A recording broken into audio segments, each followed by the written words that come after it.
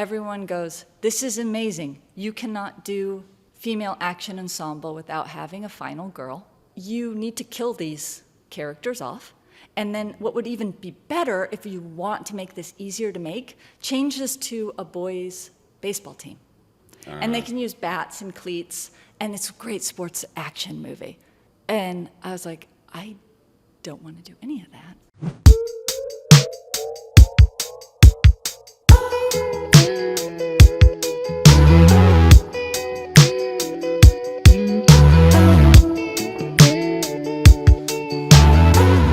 All right, Kate, welcome to the booth. It's so good to be here. So you wrote a feature that was produced on Amazon MGM called Pretty Lethal. Tell me what it's about. Just give us the whole elevator rundown. Okay, so basically it's the story about 5 ballerinas. They do not get along. They're on their way to this big showcase in Budapest, and their bus breaks down. And they seek shelter in this remote inn, and shit goes sideways. And they're gonna have to use their years of ballet training to fight their way out and work together, or else they're gonna die. That's incredible. The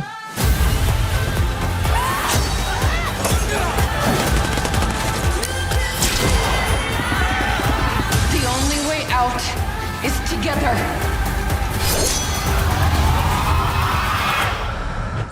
Kind of a unique take.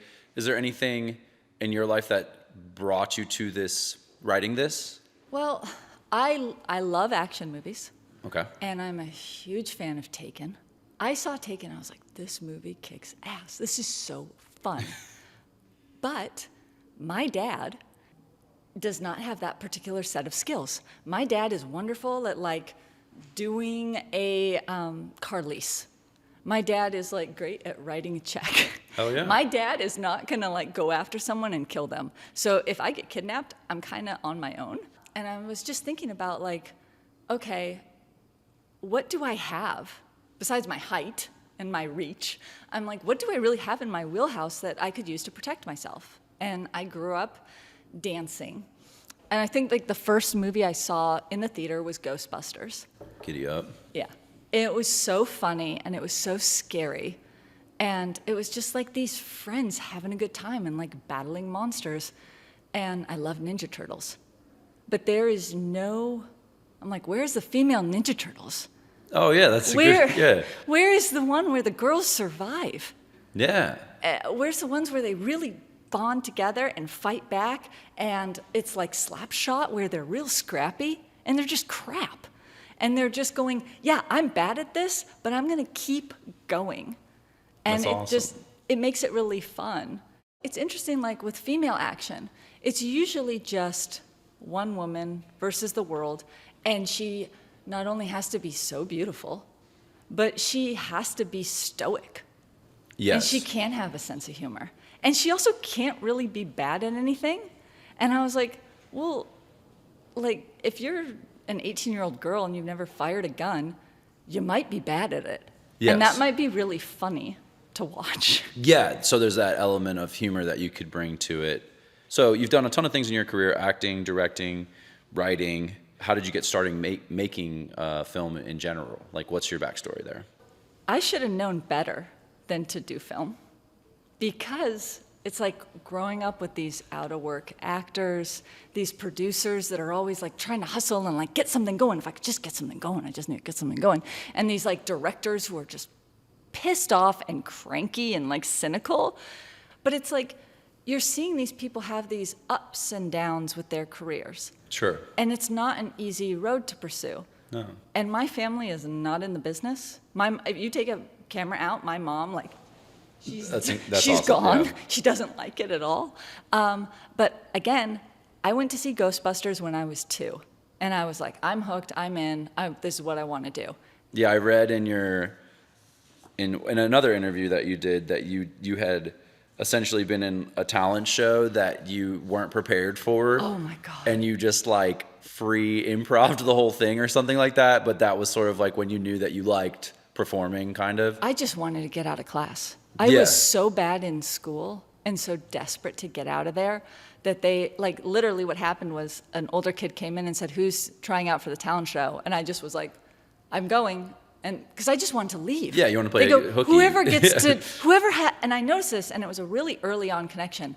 If you have talent, you can get out of doing Everything, things. yeah. And someone will just like possibly do it for you. And I was like, this sounds amazing to me. Why wouldn't you want to do this? I have talent, but the problem is I had zero talent. I had nothing. And they're like, go, and they're like, what's your talent? And I'm like, I got nothing, but I can sing. And then, but I'm like, I don't know the words to this song. That's great. That's great. You said that they almost thought you were doing like comedy or something like that. Yeah. And they made me learn the lines for the actual talent show. That's so cool. So as you started to become interested in acting, like at what point did you realize that you were going to do this and you were going to take it very seriously? I was in a pilot in my senior year, and I was not going to go to college because I was like, I'm in this pilot. Everyone's saying it's going to go. And then, joke's on me, didn't happen. Yeah. And it was like, okay, now I feel like a loser. I'm not going to school. I better apply to some colleges. And I did that, and I really tried to get into film school, and I couldn't get in anywhere. But I was always really good in science. Okay. So I ended up getting into like UC Irvine. Okay. I lived in the computer science dorm. Giddy up. Yeah. With like all these kids who were engineers and like pre-med, and they were STEAM. in all of my horror movies. And Oh, they were that's not funny. actors. That's great. And I go, okay, you're going to have a knife, and you're going to stab this person, and you're going to have this little red hat, and you're all going to fight over this hat, and I'm going to use Darren Aronofsky's Pie music, because I'm obsessed with that score. And it was so pretentious and just That's also awesome. so bad. But I was also so like bummed out of like trying to get into these film schools, and nobody would take me. So I just like kept making dumb, fun, weird things with my friends, and then I had transferred to USC, and I noticed with a lot of student films, there's no casting director. Yeah, because that's a don't bigger think about bureaucratic type or whatever. The film has to be big enough to even have a casting director. But I was like, but I'll do it. I know how to do this. I can't get into the film school, but this is a way for me to meet the film school students. Yeah, and start and for getting those them to connections. not like have me be a PA and like carrying stuff, because honestly I'm not very good at that. I got a bad back. Neither am I. So I got to meet so many directors that way, and then after college, I actually was one of the first in my group of friends to get a job. It was for Entertainment News. I was casting hosts. And then the producer on that show basically said, come be a producer for me in Entertainment News. So That's I got to cool. do that. And then from there, I discovered this thing called Channel 101, which was a monthly film festival where everyone made a 5-minute TV pilot. Okay. And you would not believe the talent that came out of this group. It was Andy Samberg was making Oh, hell shorts. yeah. Yeah, he's Lonely funny. Island guys, Akiva and Yorma. That's so cool. And it was Dan Harmon came out of that doing like Community, and Rob Schraub with Sarah Silverman program. And then here's me who's like going, well, I'm obsessed with like spy stuff and Shaw Brothers and Kung Fu, and I'm just gonna make these genre things that aren't necessarily hard comedy, Okay. but it would play with this group. And they'd be like, okay, there's all these like crazy comedy ones, and then what's Kate gonna do? So what was the timeline like for Pretty Lethal? I don't want to call it your piece de resistance, but it's the culmination of years of work, and it's obviously a huge moment having Amazon and MGM involved. And could you outline maybe less of the creative, but some of it, and sort of how it grew? Yeah, because it is a wild ride. Okay. So I've made like 40 shorts, right? And I couldn't get like representation. And also all my comedy friends were like, your stuff is so weird. Like you're making a French new wave show, and the whole show is in French. It was called The Typewriter. That's hilarious. But like people go, I met with an agent, and they were like, you need to write a spec script, just make it so 1,000% you, and put everything you like in it. And I came up with the idea in 2009. Black Swan came out, and I was like, no. I thought of Black Swan immediately when I saw the Yeah, trailer. and I was like, oh, it's ballerinas, and they're gonna fight. And then I watched it, and I was like, oh, these girls hate each other. They never come together. Oh, my idea is different. I can still write this. So I'm writing, and then I'm just trying to get an agent, trying to get an agent. 2016 happens, and I finally get an agent. They read this, and they go, this is great. Let's send it out. It goes out for 2 years. Meet. Everyone goes, this is amazing. You cannot do female action ensemble without having a final girl. You need to kill these characters off. And then what would even be better, if you want to make this easier to make, change this to a boys' baseball team. And they can use bats and cleats, and it's a great sports action movie. And I was like, I don't want to do any of that. And then I had this producer who was like, her name was Suki, she's amazing, and she was like trying to get it going, but she's like very indie. And this is a movie that is so hard, where you just need someone like with clout who goes, shut the fuck up, this is what's going on. We're doing it this way, yeah. So it was 2 years of this, of trying, and no, and door slam. And like I show up, and like when I meet with action producers, and I walk in, and I'm wearing pink, and they go, what are you doing here? And I'm like, where's I'm the your writer. leather jacket? They're like, wait, you have a neck. Like, you're not supposed to have a neck. You're just supposed to be muscles. That's hilarious. Or they're expecting like a guy in plaid with glasses. I don't know what they want, but it hasn't really been me. So I was like, I need to find a female producer who makes the impossible possible. So I made a list of 5 women who have made an impact in the action space. And I said to my agent, this is going to be very difficult, and it's also kind of embarrassing, going, hey, I have one spec script. Why don't you send this to Kelly McCormick? She did John Wick and Atomic Blonde. Let's see if she wants to work with me. And she read it, and she said, this script haunts me. This is hard, but let's go. That's incredible. So you checked so many boxes with this entire effort. Yeah. What was it like? What was it like shooting it? Where did you shoot it? Did you get to be involved in the production itself outside of writing it? Well, what's crazy is the original spec script was set in the South. And they were worried about it being too political, of like, okay, these girls are from Chicago and they're going down to Nashville to do a competition. But as soon as we got Vicky's like, I think it would be fantastic in Europe. And they're like, yeah, let's do Europe. So I rewrote the script for Scotland, and then it got picked up like by Universal. But then Universal said, we don't like Scotland, write it for Russia. Then there was a war that happened between Russia and Ukraine. So they're like, Couldn't go on site there. Rewrite it for Czech Republic. Wrote there. We couldn't get stages there. Okay, let's figure out where else could we go. Let's go to Serbia. And I was like, oh, cool. I had Serbian roommates in college. I know all about Serbia. This is amazing. I can write Serbian bad guys. Fabulous. And then it's like, can you get insurance to shoot in Serbia? That's tricky. Let's move again. Let's go to Budapest. I rewrote this thing like, from 2018 reset to it over and over 2024. And over. Wow, just utilitarian too, basically. Yes.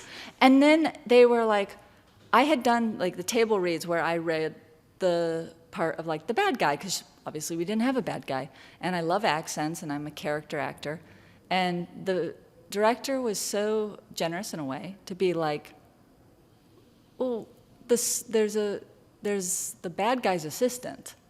And you and Uma have like a similar physicality. And it's really funny if you're her lackey. And I was like, I was like, well, yeah, I wrote the part for myself. I'd love to do this part. This That's is so like, cool. And it's small enough where you can just kind of weasel your way in there. Yeah, and you're not stealing focus. Yeah, you're not a huge focus, exactly. But Yeah. you're still there. So you were insinuating this earlier, but Pretty Lethal premiered here at South by. Yeah. And you said it was wild. So could you just tell us a little bit about it, the premiere?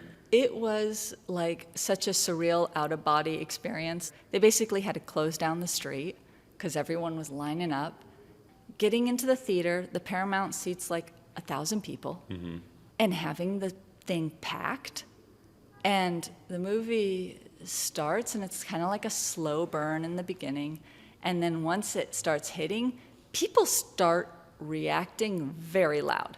Because there are like, I love just the cheese of the action movies. Like watching like 80s action movies. So I'm slipping in those kind of references, and people go, "This is really campy," and I go, "Yeah, that's the point." Yeah, because it's an homage to the, the action genres. I thought the Uma thing, I watched the trailer and I read about the movie, and I was Yeah. like, that almost helps because of like the way that the Kill Bill sort of heightened. There's like a satire element. There's this powerful woman element with Lucy Liu, and then people go, "Oh, let's compare it to Kill Bill." I'm like, why would you do Please that don't to do that me? right away. Please don't do that to me. Yeah. Because, like, think about how many movies Tarantino wrote before he did Kill Bill. Like, how many things he had in the chamber. He had, like, True Romance. He had Natural Born Killers. Dusk he Till had Reservoir Dogs, Dusk Till Dawn, Pulp Fiction. That's 5 movies in, and you're doing that to my friend. Don't do that to me. I don't like that. And, like, I love Kill Bill. I flipped out when I saw it. It's Uma by herself having to fight all these people who betrayed her. And a Yes. lot of them are women. And I love the fights in that movie. they're the best.